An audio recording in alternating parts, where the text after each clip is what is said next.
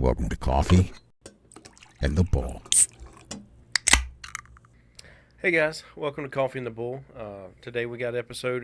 It's going to be entitled "We Need You at Home," I want to, honestly, probably start off with just, this stemmed from an argument I had with my wife on several occasions because I don't learn things the first time or the 12th time. We're going to resort a lot of our stuff back to you with the military, me with law enforcement, and it's not to Wait. Oh my God! It's not to say that this isn't relatable for guys in other lines of work. This is kind of across the board, but I've got to be authentic and genuine. I got to talk from experience. So for me, it was I was working night shifts with the sheriff's office, and because they didn't pay very well, but it was also things cost money. Nobody gives free food, nobody gives free gas. Cars aren't cheap, and so dealing with all that, and I started a little side business, doing some handyman work, a little flooring job here, fencing job there, type thing that it would take up several days a week to finish a job, and I would make a little bit of money to help cover, expenses on vehicle repairs. Well, for the most part, you're doing all that by yourself too. Right. That was Trying a big to. thing. At one point, I had one guy kind of give me a hand, but for the most part, it was, at least in the beginning, it was 100% by myself, and, Right. and that really took a toll. And so, what was happening is I was working all night with the sheriff's office.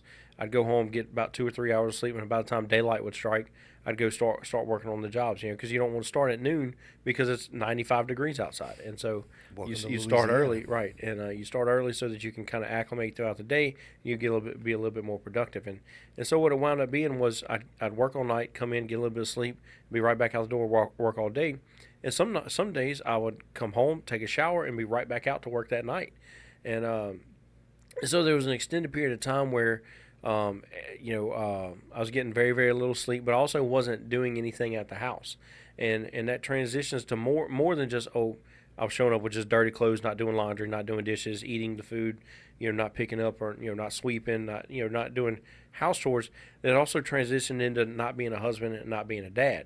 And, my wife, decided it was a great idea, and I'm not casting any shade her direction, but she brought it up one day, and it was one of those. I showed up, I was tired. I come in, I'm sweaty. I took a shower. I go sit down on the couch, watch a little bit of TV before going to sleep, and you know how it is when they're just in a mood. Right. And There's nothing you can do with it it's right. surprising how many times you have to slam the same cabinet door over and over. Like, I don't know what that door did to you. Why I get you mad at me about something. I don't know what, because Right. All I'm doing is I'm working on, I'm providing. And that's my mindset at the time is like, look, I don't, what Don't the feel hell's your problem? appreciated. Yeah. Like, I'm sitting here, it's South Louisiana. During the summertime, the heat is just destroying me. I'm sunburnt half the time. When I'm not sunburned, I got busted knuckles or bruises on my fingers or whatever from doing construction projects. And I come home and I'm listening to I didn't realize you had to slam the door between every glass that you stick in the cabinet. Right. Like what is going on? Like how do you walk across a concrete slabbed house and it thud every time you take a step? Right. Obviously you're doing something to get attention. So I responded with, and this is, I think, the best way to start an argument, that evidently started without you anyway. Like, somebody had prepared for this fight. I didn't. And so I'm slinging from the hip here, like she knew where she was going with it. And I decided I know how I'll outwit her. And it was, hey, why don't you just chill the hell out? Probably not the best way to go about it, because World War III started there, and they didn't need Trump to sign the documents for that. I got to ask, was there like a brief pause when it it came out of was- your mouth? Did she look at you a little No, crazy? it was instantaneous. There was no I can't believe he just said that. She knew I was dumb enough to say it. Right. And so she immediately come out, and I want to throw this out there, is she was right in her argument. Now I'll argue with her all day long saying, hey, you could have probably just come up to me rather than, preparing the battleground. But at the same time, she didn't know what to do. We're all human, and I can't expect my wife to be perfect when I Right. know I'm nowhere near there. What is it, that saying that you always say? Right argument, wrong time. Right, right. Yeah. You can have the right argument, but have it at the wrong time, and it will drive a wedge between you. Right. You know. Sorry, I've been holding that coffee for a minute. I really want to take a sip. But what we wound up having an argument over was not the fact that I was gone all the time, or it wasn't over finances. It wasn't those were still stressors in life. It was her statement was, "I need you at home." And it's the weirdest for a guy. That's the weirdest argument to Right. have, Right. because it's like, I thought I'm doing everything I'm supposed to be doing. I'm providing. I'm working hard. Like, you can't call me lazy because I'm busting my ass day in and day out right now. I wasn't cheating on her. Wasn't not entertaining women. Like what else do you want from me? Right. And it was, hey, we need you at home. And her thing was, she's like, the marriage started as a partnership, but what was happening was, because I was providing, I was missing out on raising a kid at the house. Right. And she wanted me to be the husband. She wanted me to be there where, hey, she's having a day where she needs somebody to talk to. I'm not there. And you can have all the conversations you want over the cell phone. That's not the same. Correct. I'm in the middle of a job and you calling me. I don't care what you have going on at the time. I'm in the middle of my own project here. That, hey, this is putting food on the table. You're going to have to wait, and you don't really want to be telling your wife that, because if you're not going to give her attention, somebody will. Exactly. Now I got lucky that she was very patient with me. She didn't go, down that rabbit hole and me have to find another guy at the house. But her thing was, she's like, despite what I was doing, she said her thing was, we didn't feel important. Her and my son. And I'm like, what the hell you mean you don't feel important? Like, what? I'm not doing this for me. Like, I'm Right. not sitting here trying to have back problems by the time I reach age 40. I'm not trying to be sunburnt and get skin cancer and all this other stuff. Like, I don't want to be building fences on people's property that I don't even have a fence at my own house. Like, it's one thing. Like, what makes you think that I don't think you're important? Like, I'm slaving my life away for you for this. Right. And it was, her thing was, we need you at home because there's elements that you bring to your house as a dad and as a father that your wife and the mother of your children can't bring. Exactly. And it's not just you're not just the disciplinarian or whatever, but there's an element of peace that comes in at the house when dad's there that can't be replicated. And that's why you see they do studies on single dad homes, single parent homes, and compare it to where both parents are home, or in the house, or active in the house, and it's I'm not even going to quote them, but it's obviously better for the kid if both parents are there. There's something that a dad brings that when he's not just disappearing and going off and doing his thing, there's something that he brings that's very, very valuable that you can't replicate. Right. And that was her thing. Was she's like, we need you at the house, and that really changed how I did things. Now, granted, I'm still stupid. Like, I'll catch myself. Hey, look, they got overtime at work. We need the money. They're paying X amount per dollar or per hour, and it'll be this amount. We could use this or whatever. And I'll still catch myself going to do it. But I find now that I run it by her, not as permission to go to work, but Right. basically, hey, what's more important to you right now? Because, hey, obviously we need to pay the car note, but at the same time, she doesn't want to not have the husband, or Right. not have me there when that's who we're living together. We start, like she said, we start off as a team. She doesn't want to feel solo, and it's a weird argument to have as a husband and wife, because we don't understand it. Right. You know. And I don't think that it's an ask for permission thing. I really don't. I on the outside looking in, I appreciate and envy the relationship that you have with your wife, because it's never a, again, outside looking in, it's never Right. been an ask for permission thing. It's more of a, do we have anything planned? And I've seen her go, well, no, I'm off. Right. And then you're like, all right, well, then I'm not going to take this, because you value spending that Right. time with her. And from my viewpoint, I've had 2 failed marriages, and I take 100% credit for the first one. I don't take any credit for the second one. And I say this, out of love and respect for my first wife. She was an amazing woman, and I should have been a better husband. She was married to me, faithful, loyal, a very good wife and mother. I was married to the military, and a facade of who I should have been to impress the wrong people. Mm-hmm. And that goes back to our previous episode of trying to be the hero to the wrong people. Right. And devoting time to other things and being in the military, you're not home. There's home is a back burner. And like in the Marine Corps, it's God, country, core, and family. I don't care how they say it. That's how they view it. You know, your duties and your responsibilities are to your God, to your country, to the United States Marine Corps, and then your family takes that fourth spot. And in every, I served in both branches, the Marine Corps and the Army, and in both of those branches, that's the mentality. Your phone rings at 2 o'clock in the morning. It doesn't matter what the reason is. It doesn't matter what you got going on at home. You better get your ass up and get down to the base and handle whatever the problem is.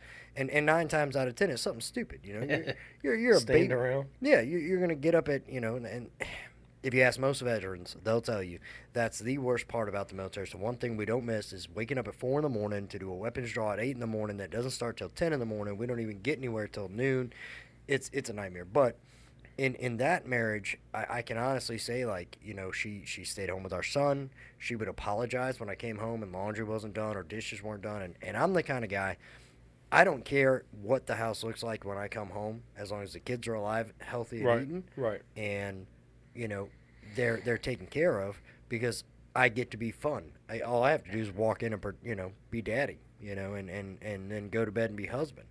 Whereas my second marriage, and I laugh about it now, because my first wife was like, "You're never home. You're never here. It's just me. I'm mommy and daddy all year round. I'm Santa Claus. I'm Easter Bunny. I'm Tooth Fairy. I'm everything."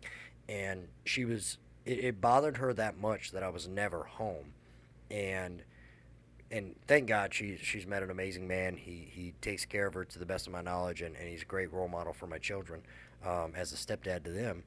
Whereas my second marriage, it was you're home too much. You're never gone. I never get a break. And granted, 2 completely different women, because as I can say, my first wife was 100% devoted to me, and being that family element and taking care of things at home. My second wife is a piece of shit.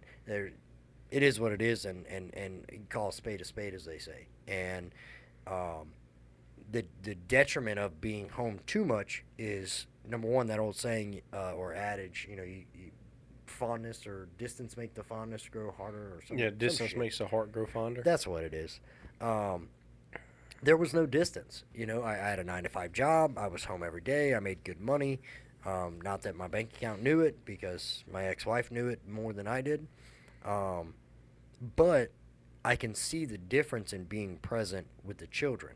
And I can see that the 2 children I had with my first ex-wife, we have a decent relationship. It's not the best. It could be way better. But the 2 children that live with me, we have an outstanding relationship as far as the bonding and the nurturing and being there. And I can see the difference when, my 16-year-old son, if I get a phone call from him and he's got a problem, I already know he's gone through mom, he's gone through stepdad, he's gone through grandma, he's gone through grandpa. He's gone through the people who's been there. Right, the people that are physically present there, right. And and as ugly as it sounds, and as cast a shadow as it may on myself, I've been his paycheck for a good chunk of his life, and it's through no fault of his own. It's through no fault of my ex-wife. It's the time in my life when all of that went on. I was active duty military, career oriented. Right. I couldn't couldn't leave the military at the time, because as it's not like your normal everyday job where you can be like, all right, I quit. You put your 2 weeks in. Right, because the Uncle Army Sam doesn't take 2 weeks. Right, the Army would have been like, good luck. That we'll hunt you down. We'll find you. You will come back and serve your country. And I remember one of the moments with him that stands out in my mind, and we have a lot of positive, but one of the moments that stand out was dropping him and his sister back off with his mom. I'd had him for the summer, and he was young, man. He was 4 or 5 years old, just a little guy. And I remember him standing outside of his mom's apartment, and just that sad kid sad, the sad that cuts you no matter how hard it's when it's genuine heartbreak. Right. Right. It's not that, hey, I'm not getting my way. Right. It's legit heartbreak on there. And he's just, his eyes are welling up, and he's my only blue-eyed baby. And so it's even worse, because it's like eating at me, and he's kind of waved his hand. He didn't point. He waved his hand behind me. And he goes, "Daddy, there's a lot of empty apartments here, And I was like, oh, okay. And not realizing where he was going with it. And he's like, you could move in and I can come over anytime that I want to see you. And when I tell you it broke me in a way that I didn't know was possible, Mm-hmm. because it's like, I want to be here. I want to be here every day with you, and I would love to raise you and be more involved in your life. But being active duty military, that's not an option I had. And I knew, if, because of the way that the United States judicial system is set up, if I left the military, even on good terms, the child support alone, there's no way I could keep up with it. And even still, that's the struggle we have as men, is you've got to balance the home life with your financial life. And when you walk away from marriage, especially with children, you've got to do the math, and you've got to go, okay, child support's X amount of dollars. Mm-hmm. I now have to find a job that not only facilitates my needs as far as a place to live, food to eat, car to drive, insurance, all that. I've now got to add in the child support amount. I've got to fully furnish a whole nother apartment or house or wherever you may live. And the taxing of your body on that and your home life, it takes such a detriment that now I'd gotten remarried and I had 2 more kids.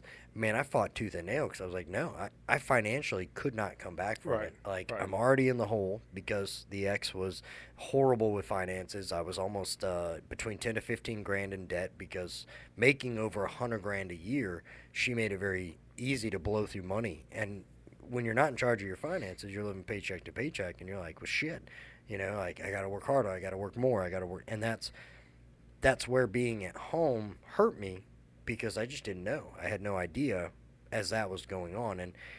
And you and I, we have different paths, because you have a faithful wife who's there at home. She's not blowing money on stupid stuff or things that you're like, She won't let me blow money on stupid stuff. oh, I know. I want to be very clear about that. We've had that conversation where I'm like, hey, let's go get pizza. And you're like, no, my wife took my debit card. Still don't know why she took my debit card, because I haven't bought nothing stupid.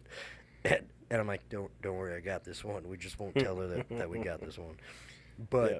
that's one of the things that I struggled with for a long time, was being at home, and then being at home too much.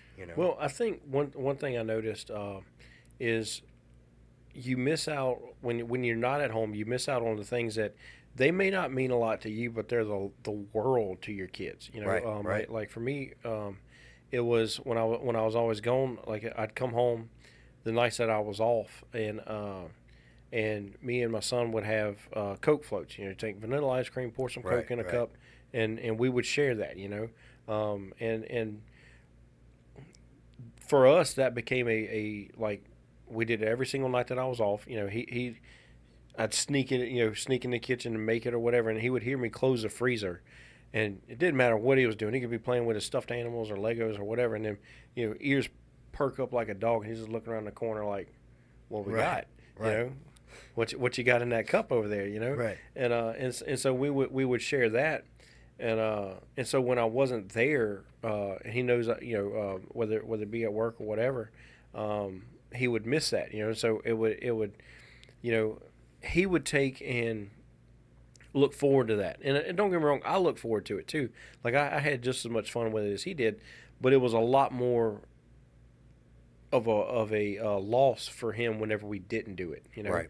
And same thing, like one of the things that he's loved for years now is I'd pick him up and throw him on the couch. It doesn't cost me, or on the bed. It doesn't cost me anything other than I pull a muscle every now and then because he's getting heavier, But in it turn, look, he'll run and jump off the bed, and I'll catch him, and I'll back up like a quarterback, like Drew Brees or whatever, and just launch this kid. And look, my wife come home one day, she's walking down the hallway. She hears us in the back of the house, right? And so she's walking down the hallway, and she hears him laughing, and then sees me backing up with him in my arms like a football, And then from the hallway, I launch this kid, right? And cue the Child Protective Service, complaint. But I launch him in the air, and he go, and we're legit good 10, 15 feet away from the bed. And so, I'm giving everything I got, and I launch him. He's giggling through the air. He hits this bed, and he flips, 3 or 4 times to the other side of the king size bed. And she's just like, her heart attack, because she's like, did he just throw him into a wall or whatever? Like, Right. She knows I wouldn't hurt my son, but there's an element that you have when you're at home with your kids, that you're making impacts with them, that you can't put a price on, you know. Right. And when you focus on going to work all the time, sometimes you just have to. Let's get that out there. Sometimes it's like, hey, I don't want to, but I've got to go to work, you know. Right. And so you have to shake the kid off your leg, and you have to go to work. But And you we're want to, we're not advocating never take that extra step right, at work. right. Just take that step cautiously and make the right step. Well, what I found, and even before I had a kid, right? Specifically, you know, when I started law enforcement, like I breathed this stuff, you know, like it was enticing to me. You know, I wanted to learn what I could. I wanted to go, you know, be the guy, you know, tied up in all the different things going on, and it was, and I think that's not just my experience. That's a lot, you know, like a lot of my mentors who I've had, you know, like when they first started, they're like, if I could have donated my time and come in on my off days, I would have done it, because it's like it's just a fascination that you have Right. with the career. And I remembered I'd come home, and I had a group of guys that if they called me, it didn't matter what I was doing. I was answering the phone, and we wouldn't have like strong conversation. But it was like, no, I'm building a relationship with these guys. Like, they got my back, and all this other crap that we try to tell each other. Right. And what I was doing, even though I was at home, was I was not mentally at home. Right. And that's the other side of it, is we get so infatuated with our work, and with you know, sometimes our guy. hobbies, you know, Right. that, you know, the person at home who needs you there, you're not mentally there for them. You're not mentally invested in them. And then we like to, you know, guys, we like to play the victim card. At that point, we're like, I don't know why she's mad at me. I have a clue. Right. And I got an idea. You know, I'm not necessarily in the world. I'm not Batman, but I'm a pretty decent detective. You know, Still not a superhero. and so it's one of the things where you got to physically be at home, but you also have to be mentally at home, because Right. if not, you might as well be gone. You know, you might as well just hang it up and go catch that overtime. If you're going to be sitting there, you know, hey, I'm at home, but I'm gonna put the headphones on and play video games while my wife's sitting there like, hey, I could use some help over here. You know, Right. I could, you know, the kids need baths or whatever. Like, take the moment and be part of the home dynamic whenever you're there. You know, Yep. your friends can wait. You know, a lot of your friends, you know, I would never ignore your phone call. Liar. But you have to set boundaries, you know, and that's Right, one of the right. things that's been explained to me over the last week or so is you've got to set boundaries so that what is important to you stays important to you. Yep. You know, because it's, in the end of the day, life is all a big mental battle, you know, and that's one we tend to fight alone. But, you know, there's things that you could do to alter that. And, you know, again, in this case, it's, hey, I need you at home. They need you to be at home. Right. You know, And that's one of the things like I do here. Like when the kids get here, because typically I work a night shift. I get home, I sleep until they get out of school, and then I go pick them up. And anybody who knows me outside of work knows that I do two things. And that's work and I'm dad. Like, I don't have any other real hobbies. you're not going fishing or anything Right, like that. because I don't have Right. time for it. Like, I have time to be at home and be dad, and I have time to go to work. And like, I have to tell myself regularly, like, nope, you can't go work this overtime, you know. And sometimes I feel a little bit bad because I understand and relate to my coworker who's, you know, he's a dad himself. Now, granted, he's got a wife and everything else to help him out. But the only time my counterpart, who works the opposite nights that I work, the only time he ever needs off is for something with his kids, Mhm. you know, and randomly some other medical stuff that had come up, but that's neither here nor there. But since he's been back, that's the only time he ever asked me to cover for him. He's like, hey, my kid's got a game, or my kid's got this, or whatever. And there's days where I just go back, sorry, man, you got to suck that Right, up. right. Like, there's nothing I'm willing to do to sacrifice the time that I have with my kids because I just worked X amount of time, and they're losing out, you know. And that's, it's hard enough for a child to have divorced parents, hard enough to see one parent move on and the other one not moving on, and bouncing between houses and everything else, to later in life when they get older and they go, man, you know, dad's got, you know, the day off, but he took overtime, you know, why doesn't he want to hang out with me? And my son looks forward to our video game time. Mhm. That is an all day, everyday question. And then my daughter, hers is the morning donuts before school. Mm-hmm. That's her favorite thing. She could wake up in uh, the best way. Cue to the put cop hate, but I love donuts. it. Yeah.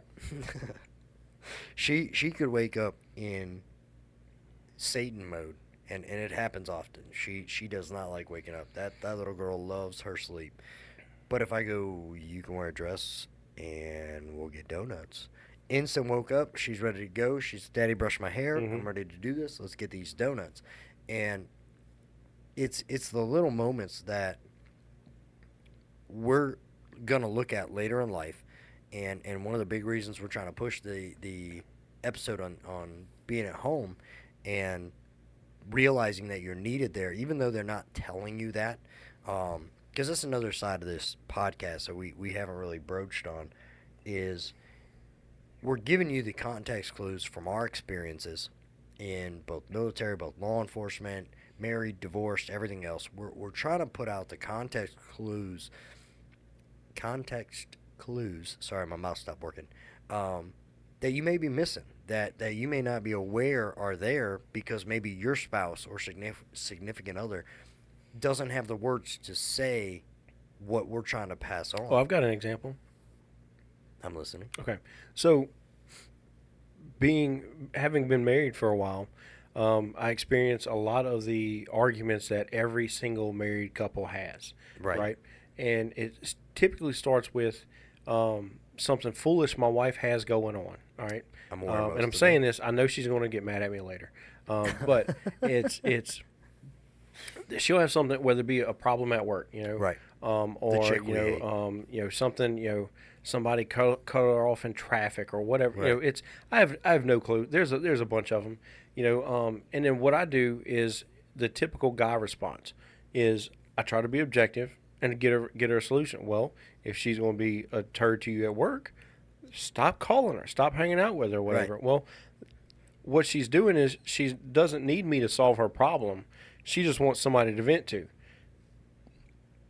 And that throws us off because, we're sitting here having this podcast saying, hey, look, if you need a friend to vent to, that, like we're pushing having that ability to call a friend, like we talked about in Hey, You Got a Minute, is we're trying to push that. But at the same time, when my wife calls and says, hey, I've got this problem, I don't want her to vent to me. I want to solve the problem. Right. Honestly, so I can get off the phone with her because it Right. feels like nagging. Right. Or just Or you're busy. You're in the middle of something. I'm in the middle, and honestly, that might be more of it, more than just Right. a nagging. Right. Because it's, hey, what are you doing? Oh, I'm in the middle of this or whatever. Well, let me tell you. Did I not just tell you I was just in the told middle you of I was something? busy. Literally Right. told you I was Right. busy. So let's get this solved. Get off the phone. We'll talk about it later tonight whenever I don't come home because I'm working overtime. And so you deal with that. And what that formulated for me was, she realized I wasn't. She just wanted somebody to listen to her. Right. But that brought up another thing because I thought I solved. Early in my marriage, I thought I solved the riddle. Because it's like, okay, she just wants. The first time we had the argument, it's like, okay, she just wants somebody to listen to. So I'm like, I got you. Watch this. So next time she would call and it'd be, somebody put an onion on her hamburger or whatever. She hates onions or whatever dumb thing that comes up, And again, I would say I'm sorry, but I'm not. Sometimes you just want to pick a fight with your wife. So Leaving these 30 it's she had called me and she's going over there just going to town, right? And so I'm like, you don't want me to say anything, so I didn't say anything. But what I also did was I wasn't listening to a word she was saying because it wasn't important to me, And then she goes to say something, and I'm like, yeah. And, well, it wasn't a question where, yeah, would work, Right. And so she's like, you're not even listening to me. Yes, I am. And I couldn't tell you the first word she said, And, But you gotta stick to and so she took, and then I got in trouble because now I wasn't listening. I'm like, I have 2 ears, and I had the phone to my head the whole time. It's not my fault my brain didn't find it interesting, Right. And I didn't tell her that, because I'm not suicidal. But but it's one of the things where, we had an argument later on, and that's where she's like, look, I want you to listen. I don't want you to necessarily solve the problem, but I need you to actively listen, Right. And so now I've got to find time, and that's part of being at home is finding the way for things that don't really matter to me, but they matter everything to her, Right. and I'll turn it around, for a lot of guys, because we're like, you're right. I don't care that she's got an argument at work, or hey, this dress was fitting weird, or this Right. shirt's And not. and it's not an You know, ugly I don't care. It's just that your problem. it's not what you're Right. into. But guess what? Surprise, surprise. She doesn't care what type of fishing reel you bring home either. Right, right. Or what type Right. of boat you're looking at, or the car parts. It's a 4-barrel carburetor. I don't know. I don't know car parts or whatever. But it's one of the things where, you know. She doesn't care a lot about things that you talk about either, and we get mad at them for you're not Right. even listening to me. Right. Well, it's childish. That's when you break it down. A lot of the and we see it a lot, because we go to call after call after call where Oh, husbands yeah. and wives don't get along, and nearly every time it's something childish. Outside of one, and it was the one that we went to the other day. Outside of one, I've yet to be to one of those calls where the Right. argument was anything worth. It's having. always something simple, and you look at him, you're like, I know y'all are better than this, and Right. and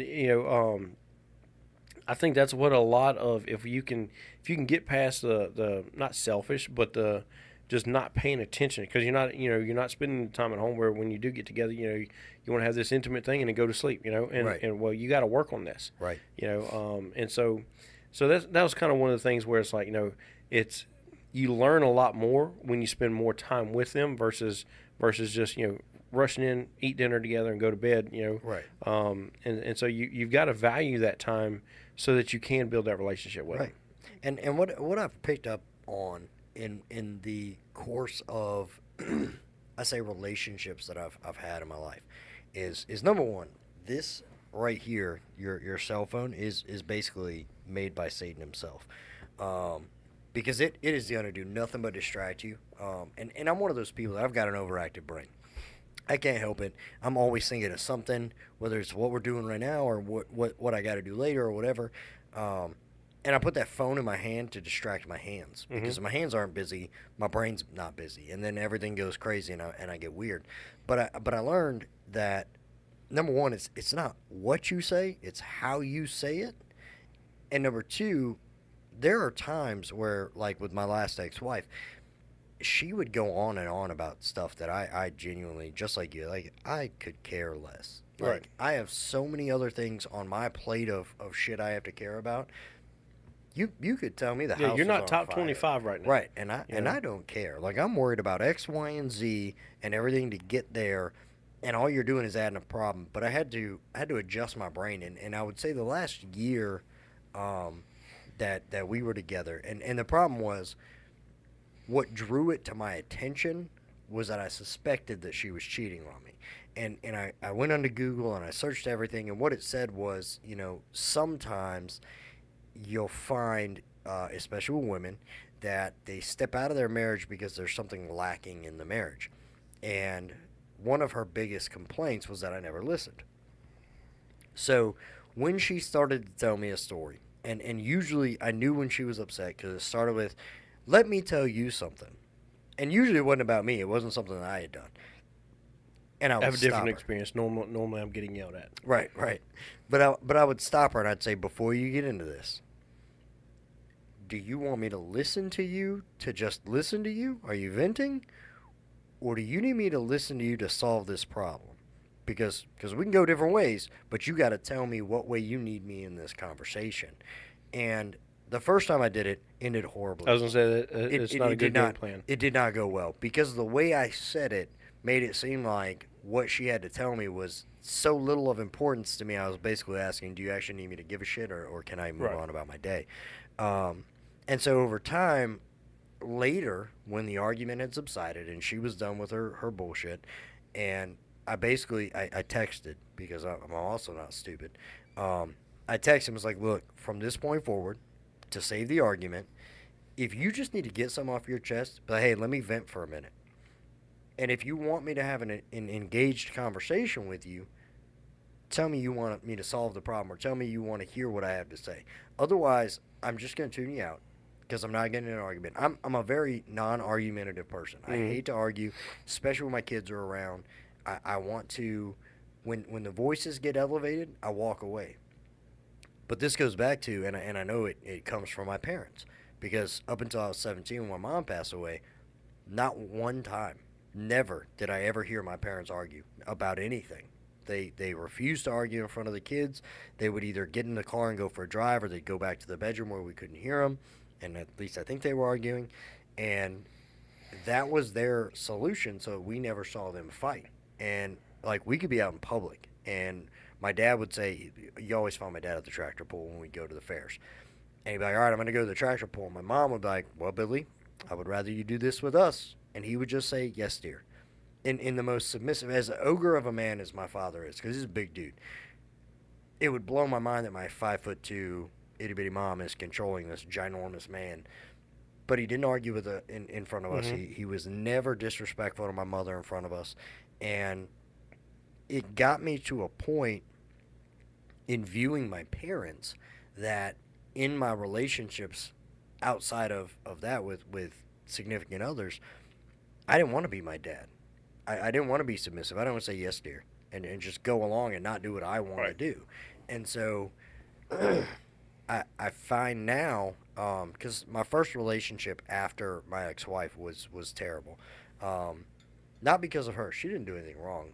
You actually met her at my graduation from the academy. The tall, skinny one, not the short, skinny one. I don't remember any of them. That's okay. So I was terrible then. I was always on my phone. I was distracted by everything, and I just didn't care to listen to anything. And as crazy as it is, I see the dynamic between you and your wife, and I'm telling you now, it's something to be envious of, even when it's not 100%. And I'm not talking trash about your marriage, because I've been there in the great times and some of the bad times, and it makes me have hope. Okay. That even though you guys aren't always 100%, because nobody's 100% in your marriage. You're never happy-go-lucky 100% of the time. I've seen you guys have arguments that, and they're minor. It's always usually something stupid. Most of the time it's you. But I see the disagreement in that moment, and you're like that friend whose parents are arguing. Like, you're over at your friend's house and their parents are arguing. That's how I feel. 30 minutes later, you guys are like, what do you want for lunch? Oh, yes? Okay, let's go. Well, so we have done, we've had the knockdown dragouts where, it turned into, I've never put my hands on her. She's never put her hands on me.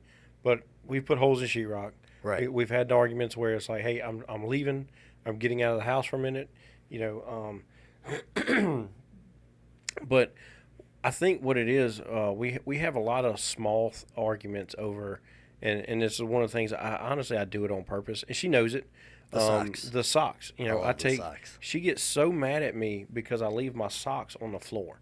Right. And look, it was not a cute little argument when we first got married. Like, she would get so mad because, I don't like, if I'm at home, I don't like wearing socks. Right. It's just, if I'm sitting in on the couch or in a recliner or whatever, and I'm just sitting there watching TV, I feel like my socks are feet prisons. Right. Free my boy toes, So I take them off and I'll toss them on the ground or whatever. And I have every intention, I did have every intention of, when I go to sleep, I'll pick them up on my way to the bed, toss them in the laundry basket or whatever. What happened was, because I don't know if it's ADD or, she says it might be because I'm lazy. I don't know. I wouldn't pick it up. I wouldn't pick them up, and I'd leave them there. Well, then the next day, no, those are from yesterday. We'll see what happens. Yesterday's problem. Yeah, that's yesterday's problem. Right. So I'd walk past them again, and she would lose her ever-loving mind. And rightfully so, because now she's cleaned the house. I'm now making it messy. Right. And so that's become a point of contention for us. And don't get me wrong, she's got some that she does just to annoy me. She's not innocent in this. Don't feel bad for her, But even today, like, I'll drop a sock on purpose with no intention of ever picking it up. And so what she does is she throws them away. Well, joke's on you, because we got the same bank account. I'll just go buy another pack of socks. Right. And so we have different arguments like that. But also, one thing I can't stand doing with her, and I think she knows it, but I don't think she cares. is I cannot stand doing home renovation projects with her. They're stressful enough. Yes, I've been And our first house that we bought was a repo, and we thought it was a nightmare until we bought our second one as a repo, and we thought that was a nightmare until we're in the house we're in now, and it's like, okay, I'm never doing this again. Right. We've tested it. It's about time we enjoy our marriage together. I said that about helping you put a roof on. Yeah. Well, and so we'll get to that later. But it's one of the arguments we had, or not arguments. It was I like to just get a solution and go with it, right? Right. And so I come home one day, and because evidently we had to repaint the living room, right? It's you can't keep it the way it is. We have to get it redone, right? So I'm like, okay, evidently we need to go waste money on paint because it's just walls, and she wants to repaint. So I didn't realize how serious it was for her until I come home and there were 17 colors on the wall, and I might be exaggerating. It might have been 20. Like she went through Lowe's and got a bunch of sample paints of colors that she liked, and put a little spot here, a little spot there, a little spot here, a little spot there, whatever, to see, put over here where the light hits it one way, and does it go with the crown mold, or does it go with the trim molding, or the floor, which one matches, and I'm sitting there, and I walked in like tired from being at work. I think I was at a job that I hated at the time, selling insurance of all things, and I'm not a salesman. I hated every second of it, and but it was paying the bills at the time. And I walk in mentally exhausted from dealing with my boss and people at the time. And as soon as I get through the door, she's got all this laid out. I'm like, oh my God. Right. Like if ever I wish I was not at home, it was that moment, Right. And because you had all these different colors on the wall, and she's explaining every single one of them.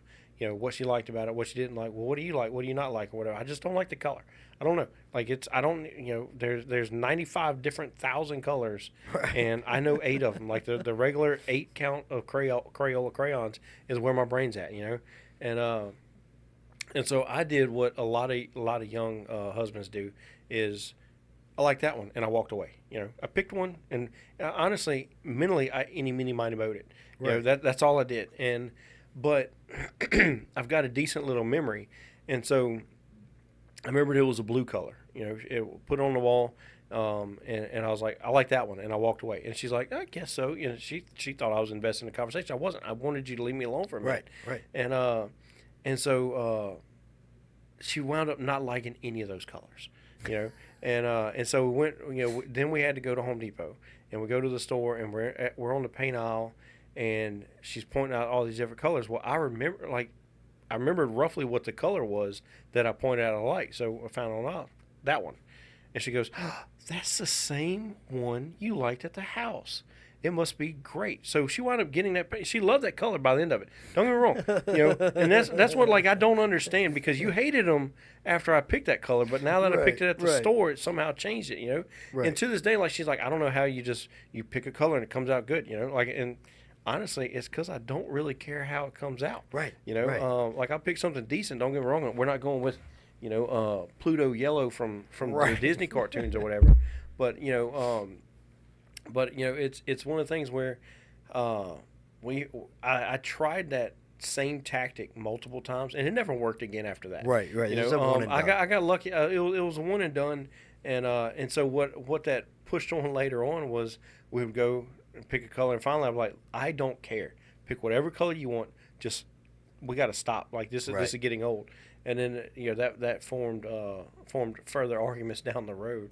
But definitely don't, by all means, taking the topic of the podcast or this episode is, by all means, be at home, but you better be prepared to be at home when you're at home, because you have no idea what she's got stored up for you when you walk through them doors. See, and it's funny because I was just thinking about a splitting mall, and I know that sounds weird. What? A splitting mall. Oh, okay. And so, my ex-wife was, it was like being married to her and her mother, and it was brutal. It was brutal. And if my ex-mother-in-law ever watches this, God knows I love her. She's a saint in her own way. Not in all the ways, but in her own way. And honestly, I wouldn't be able to do what I do now without her. and my kids wouldn't have the Mimi that they have. But there was one day, when I bought this house, I had trees all over this house, and it was crazy. I had to cut them all down, and I decided I'm going to go buy a splitting mall.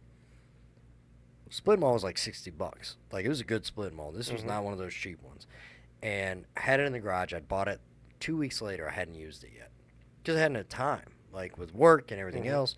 And the way I was doing it was, I'd got a guy to come out. He quoted to cut the trees down. He wanted some astronomical number. We're talking $20,000+. Right. And I'm like, bro, I The don't. redneck came out and Right, you're like, right. no, I can cut a tree. Right.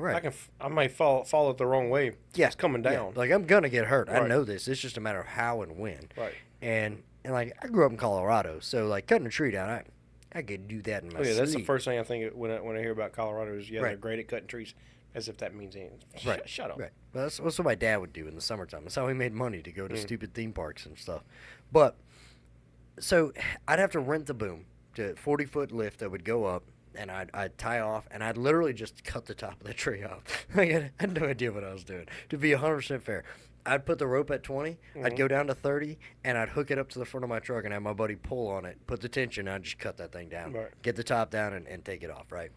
And so I had all these trees dropped, and I get home, and her mom and her are just going off about how immature it was for me to spend $60 on a splitting mall, but I wouldn't spend that money on my ex-wife to go get her hair done or her nails done or a beauty pageant dress for my daughter in a beauty pageant I didn't even want her in to begin with.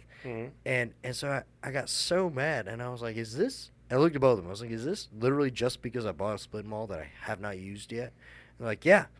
Well, I used to have a shed in the back, and it was a cinder block shed. And it was a little one-story, nothing crazy. It had caught fire because I don't know how, and the roof had burned through because the roof was wood. And I literally took a ladder, climbed up to the top of this cement thing, and took that split mall, and I demolished this whole thing. I was so angry. Like, it was so mad about it. And when I finally got done, I'm dripping sweat, and they both come out standing there. They're like, do you feel better? I was like, yeah, I'm not done with the mall yet.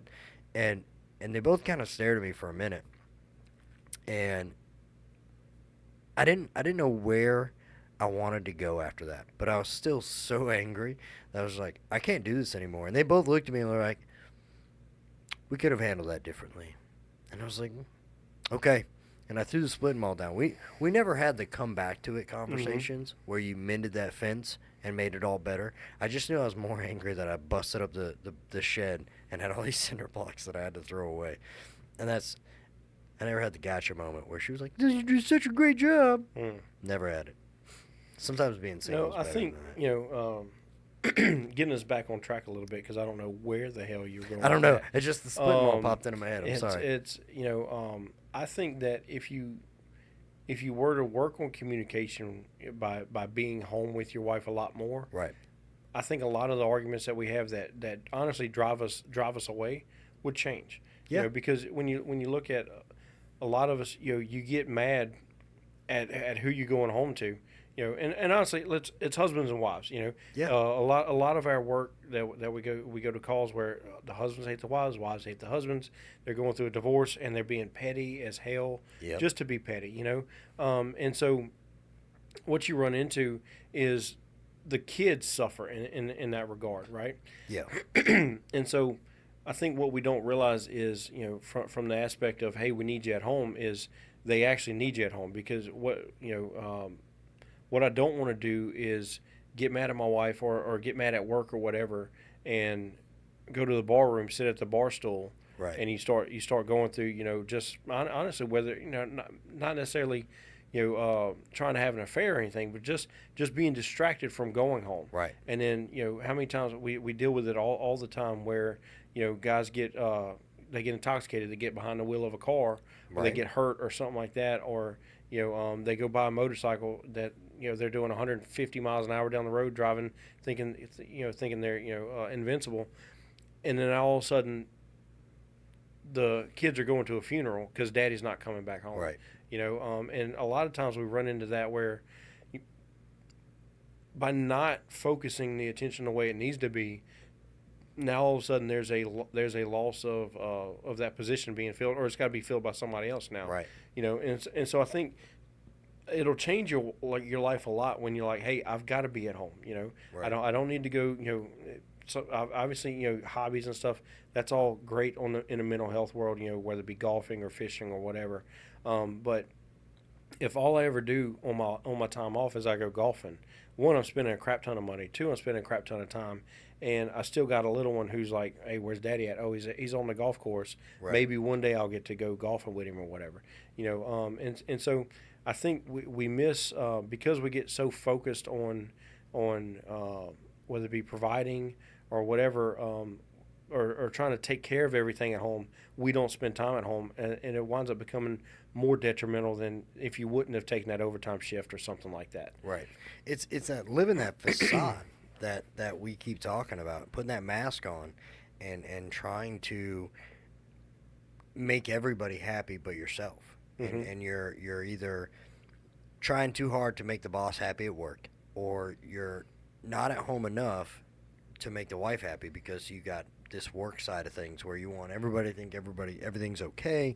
I've got my mask on, and so everything's okay at home, when in reality, you're letting it fail back here. Mm-hmm. Because you have a facade that you're trying to live up to. And with my first marriage, that was the facade that I fell into, was trying to put on this persona that I can handle home, I can handle dad, I can handle work, I can handle, going overseas and all this other stuff. And the reality is we're not addressing ourselves. Mm-hmm. And we're not realizing until it's too late that the damage is done. Right. That we have to be present in the things that bring us peace. And if you're not present with your wife, she's not bringing you peace. That's just is what Right. it is. That's when you get the nagging sessions. Right. She's either raising hell, or she's finding somebody else to fill your spot. And I believe in the studies that say that women check out far before men do. I 100% believe that, because it's a fact. When she realizes that she's done everything she can to tell you there's a problem, to nag that there's a problem, to complain enough that there's a problem, and you're not stepping up to that plate to realize it, but then you come home and either the doors are locked, the locks are changed, or she's not home anymore and half your stuff's gone. That's when you go, oh shit, I need to fix my problem. You're way too late in the game. You're so far behind the curve. You're 2 games behind her, because now she doesn't want to play anymore. She's taken her ball. She's gone home, for lack of better terms. And if we keep this, everything's okay, I got this, or I'm the man and I'm going to dictate this and this and this, you've got to take that time. And that's really what we've been trying to get out there is it's not a crime against your livelihood to sit down and say, what's on your mind, honey? What do I need to do? What am I missing? And look past how trivial it may sound. Right. For me, it was she hated soda cans. And I am notorious for leaving a soda can somewhere, half drank, empty, whatever, and forgetting all about it. Similar to your socks, but you guys have progressed past it. And my soda can thing was way worse, but it wasn't the fact that I left the soda cans. It's that I didn't care enough to change it. It's that I didn't care enough to address the problem, realizing for her it was extra to clean up when she decided to clean up. And I was the direct root of that problem. And you get to a point where you kind of ignore it because it's not important to you, and it becomes a resentment for them. Right. Where they're just like, I can't, oh, you're opening another soda can? Where's that can going to be? And we have to realize that there's a time and place to be the alpha male. And at home, that's not the place. You have to have a trust in your wife to be able to open up to her so that she can open up to you and be receptive to what she's saying. Right. And look, we're not advocating, be big and sensitive and trust her with everything, because we know there are some females in the world today that everything you put out there. Well, we discussed that I believe in episode 1. Yeah. The ammo to be used against you. Right. So I think it's one of the things where if you take and focus on, like like we talked about, if when you're at home, focus on being at home. Right. Sometimes ignoring the phone calls from the friends, and not all that overtime is good to go. I think that would be the takeaway from today's episode. As we start kind of wrapping this up. There's something an old first sergeant of mine used to say, and it was when you're at work, you put on your work hat, and when you get home, you stop in the driveway, take that work hat off, leave it in the car, put on the home hat, and it's not necessarily the end all be all, but it's a great analogy. If you're not doing it already, when you get home from work, pause for about 2 or 3 minutes in the car, recalibrate yourself to say what happened at work stays at work, and let me get inside and be husband, and let me be dad, and broach those subjects lightly, and I'll tell you right now, don't complain about work in front of your kids, because that just puts that negative thought in their mind that work's going to suck when they have to become, employees and bosses and things like that. But leave it in the car. Let it be tomorrow's problem. Right. And well, I think that's going to transition over into our episode for next.